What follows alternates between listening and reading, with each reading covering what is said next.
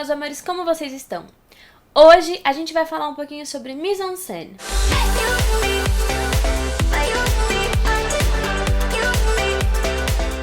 Antes de começar, eu já fiz tudo o que eu expliquei no primeiro tutorial, então se você não assistiu, corre lá e assiste, porque aquele é o primeiro passo.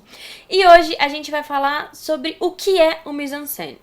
O mise-en-scène é tudo o que aparece no quadro. É o ângulo de câmera, é a forma como você vai se posicionar, é o seu cabelo, sua maquiagem, sua roupa, os detalhes que vão aparecer, o fundo. E eu vim aqui para discutir um pouquinho, para a gente entender um pouco como fazer essa construção de cena. Aqui, como você pode ver, eu tenho dois fundos, um escuro e um claro. Quando eu comecei as filmagens dos meus vídeos, eu usava esse ângulo aqui. Mas depois eu preferi passar para um ângulo mais escuro, né, para um fundo mais escuro, porque eu acho que fica mais fácil de complementar e de filmar. Acho que fica mais bonito, mais harmônico. Então, por exemplo, eu tenho dois fundos. O que eu procuro fazer? Escolher um arranjo de cama aqui que seja um pouco mais colorido. Algo que fique um pouco mais bonito e que chame um pouco mais a atenção.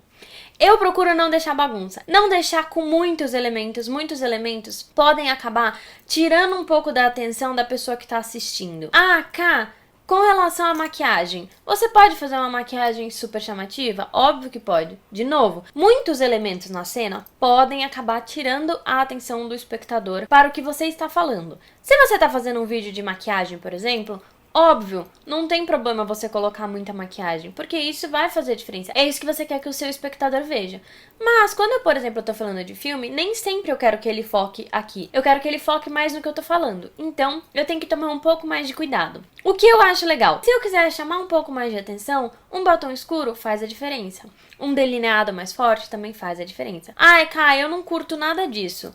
Tudo bem, não tem problema. O canal é seu. Se você não quiser passar nenhuma maquiagem, fica à vontade. Se você quiser passar, nem que seja um corretivo e um rímel, já faz toda a diferença. Você tem que se sentir bem com a sua imagem. Então você tem que procurar o que vai fazer você se sentir bem. Outra coisa, eu gosto muito de mesclar a roupa com o fundo. Como eu tenho dois fundos aqui, eu procuro uma roupa mais escura, já que o meu arranjo de cama, ele é mais claro, digamos assim. Mas não quer dizer que eu não vá usar uma cor do tipo assim, em que eu tô usando uma cor um pouquinho mais parecida com a minha roupa de cama. Também é mais parecida com a minha boca. Lembre-se de uma coisa, a roupa, a gente ainda vive num mundo em que a roupa diz muito. Então, se você tá fazendo um vídeo mais sério, talvez procurar investir numa roupa um pouco mais séria. Uma camisa, uma jaqueta. Mas, se você for igual eu, que adora, por exemplo, um moletom, fica à vontade para usar. Mas você tem que lembrar isso, a sua roupa, ela vai passar uma imagem diferente. Eu gosto de usar roupa mais colorida, com fundos um pouco mais diferentes, para dar uma chamada de atenção, mas sem perder o espectador para esse tipo de detalhe. Cá, posso usar acessório? Vai na fé, usa o que você achar mais bonito, o que você achar mais legal. Porque uma coisa muito importante é, se você não está falando sobre isso, sobre a moda, porque a moda, ela é muito importante você fazer o vídeo e você fazer as combinações. Mas se você está falando de algo mais sério, às vezes isso pode realmente tirar a atenção do espectador. Ele pode assistir o vídeo inteiro e chegar no final e falar, nossa, eu não prestei atenção em nenhuma palavra do que ela falou, porque eu tava olhando que lindo que era o colar dela. Isso é ótimo, é maravilhoso. Mas se esse não for o seu foco, tome cuidado.